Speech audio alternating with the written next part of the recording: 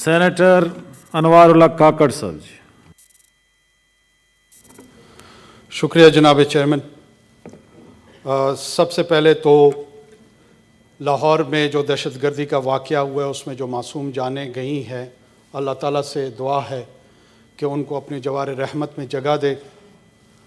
और ये एक फिर से पलट के मौका आया है जिसमें इस ऐवान में इस बुनियादी सवाल पे और इस नुक्ते के लिए एक संजीदा जो डिस्कोर्स की इनिशिएशन सेनेटर कामरान मुर्तज़ा साहब ने की है और रज़ा रब्बानी साहब ने भी अपनी इनपुट उसमें शामिल की है, उसी को आगे बढ़ाते हुए मैं इस ऐवान के तवस्सुत से ये अर्ज़ करना चाहूँगा कि तारीख़ हमारी 1947 से जो शुरू हुई है वो वेस्टफैलियन कॉन्सेप्ट ऑफ स्टेट, जहाँ पे सैक्रोसैंक्ट है सेंट्रल अथॉरिटी पोजीशन, रियासत के आइडिया को हासिल है। और मेरे दोस्त ने यहाँ सब्ज़ किताब का तस्करा किया। हर वेस्टफैलियन स्टेट के पास इस किस्म की एक किताब सब्ज़ रंग में, स्याह रंग में, महरून रंग में, एक आध मुल्क ऐसा है जिसके पास ये किताबचा भी नहीं है। यूनाइटेड किंगडम की तरफ मेरा इशारा है। लेकिन चंद जगहों पे जो international scholars non state actors और टेररिज्म को मॉनिटर कर रहे हैं, जहाँ पे इसको लेटर एंड स्पिरिट में इम्प्लीमेंट किया गया है कॉन्स्टिट्यूशनलिज्म को, वहाँ पे भी इंसर्जेंसीज और टेररिज्म के वाक़यात कई दहाइयों से चल रहे हैं। और जहाँ हमारे जैसे केस में आइन को लेटर एंड स्पिरिट में इम्प्लीमेंट नहीं किया गया, तो यहाँ पे भी टेररिज्म के वाक़यात हो रहे हैं। For instance Bodo insurgency, Naxalite, Nagaland, Kashmir, Indian union में कोई 14 इंसर्जेंसीज चल रही हैं। और वहाँ पे उनकी किताब जो नेहरू साहब से शुरू हुई थी, मिन्नो अन, उस पे लेटर एंड स्पिरिट उसकी इम्प्लीमेंटेशन हो रही है। लेकिन टेररिज्म है, वायलेंस है जो कम होने का नाम नहीं ले रहा। और हमारे यहाँ भी है। हमारे अलावा बाल्कन्स स्टेट्स में है, अफ्रीकन कॉन्टिनेंट में है, मिडल ईस्ट में है। सवाल जो बुनियादी है वो रियासत में राइट टू वायलेंस, उस इनहेरेंट राइट को रिकग्नाइज किसने करना है, एक्सेप्ट कैसे करना है और उसकी लेजिटिमेसी कहाँ जानी है। बदकिस्मती से हमारे यहाँ, मेरी ऑब्जर्वेशन है, मैं उस पर गलत हो सकता हूँ, जो लेफ्ट लीनिंग पॉलिटिक्स है उनको सेकुलर वायलेंस में कोई ज़्यादा कबाहत नज़र नहीं आती, और जो राइट लीनिंग पॉलिटिशियंस हैं उनको रिलीजियस इंस्पायर्ड वायलेंस में को बहुत ज़्यादा कबाहत नज़र नहीं आती। जो बुनियादी सवाल है कि पॉपुलेशन को जो इंटरनल ऑर्डर को इंश्योर करना है वो रियासत की प्राइम ड्यूटी और प्राइमेसी है। और उस राइट को जब तक तस्लीम नहीं किया जाए तो ये गुफ्तगू आगे नहीं जा सकती। कामरान साहब मेरे सूबे से, हम दोनों शेयर करते हैं, हमारा पॉलिटिकल पर्सपेक्टिव मुख्तलिफ है, अप्रोच मुख्तलिफ है, लेकिन खुल के अगर गुफ्तगू की जाए तो शायद सबको फ़ायदा हो। नॉन स्टेट एक्टर्स जो मिलिटेंट हैं बलूचिस्तान के कॉन्टेक्स्ट में, उन्होंने अज्यूम कर लिया है कि राइट टू वायलेंस हमारे पास है। BLA, BRA,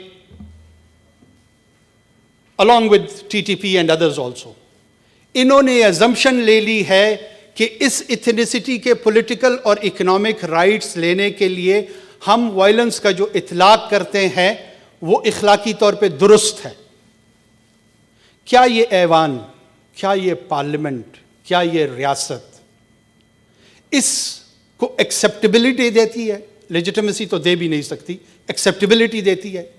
और अगर एक्सेप्टेबिलिटी नहीं देती है तो इस वायलेंस को काउंटर करने के लिए रियासत के पास क्या टूल्स हैं? अगर TTP के साथ गुफ्त-ओ-शुनीद, जो कि मैं बिल्कुल क्लैरिटी के साथ अल्हम्दुलिल्लाह मुझे आयोटा ऑफ डाउट भी नहीं है कि किसी सूरत भी उनके साथ किसी किस्म की गुफ्त शनीद, ये मेरी ज़ाती राय है, वो इफ़ेक्टिव या कामयाब पॉलिसी कतन नहीं है. I am on record. But there can not be a good violence और bad violence. There has to be uniform tools with the state to counter violence. उसमें आपके लीगल टूल्स हैं, उसमें आपके प्रोसीजरल टूल्स हैं, उसमें आपके पॉलिटिकल टूल्स हैं.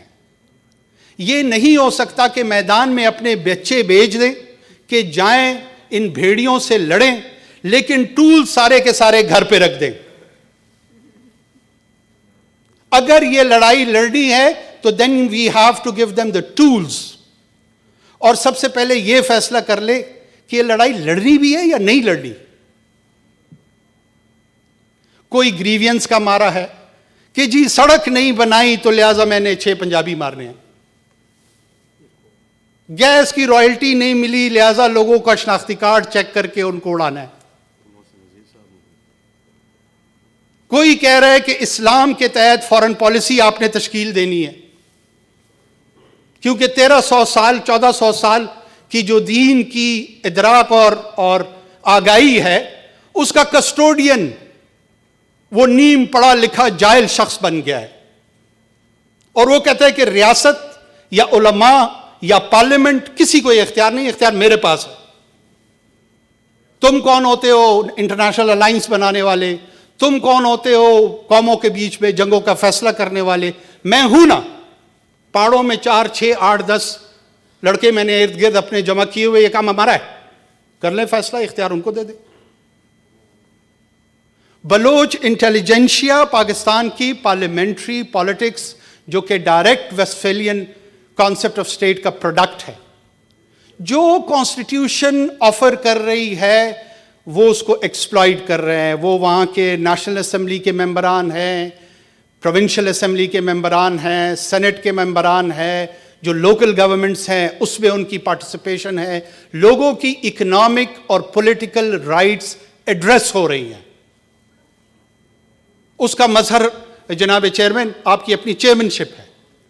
हम यहां पर प्राइम मिनिस्टेरियल की पोजीशंस तक पहुंचे हैं.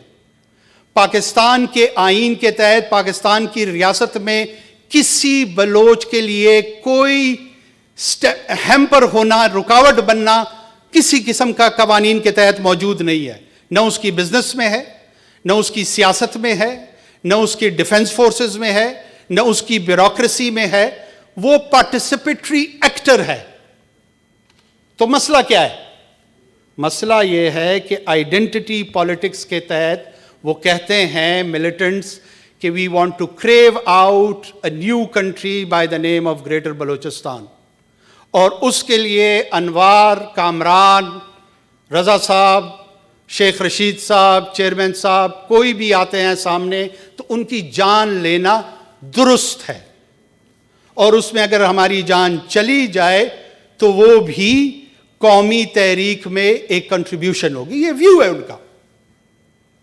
आप प्रिस्क्राइब करते हैं, आप इसको रैशनलाइज करते हैं, आप कहते हैं कि ये ग्रीवियंसेस की वजह से है. जनाब चेयरमैन, कैटलोनिया बहुत डेवलप्ड स्टेट है इस्पानिया की. इकोनॉमिक आर्गुमेंट मुझसे इसलिए डाइजेस्ट नहीं हो रहा कि कैटलोनिया मेन स्पेन से ज़्यादा डेवलप्ड है, लेकिन वो आइडेंटिटी के बुनियाद पे इवन डेमोक्रेटिकली और मिलिटेंसी के तौर दोनों तौर पे उन्होंने एग्जिबिट किया है कि उनको आज़ादी चाहिए. ये खामोशी के तहत वेल करके, मैस्करेडिंग करके आपका झगड़ा डेमोक्रेटिक स्ट्रगल में होगा फेडरेशन के साथ, लेकिन ये बात जरा खुल के करें कि वो मिलिटेंट्स चाहते क्या हैं. और अगर हम खुल के नहीं कर सकते तो फिर ऑनेस्ट डिस्कोर्स का दावा छोड़ दें. ऑनेस्ट डिस्कोर्स पे नहीं हो सकती. हां, तू मरा अजीबुगु मतुरा, इस किस्म की गुफ्तगू तो यकीनन हो सकती है. थैंक यू जनाब चेयरमैन. थैंक यू जी, बहुत मेहरबानी.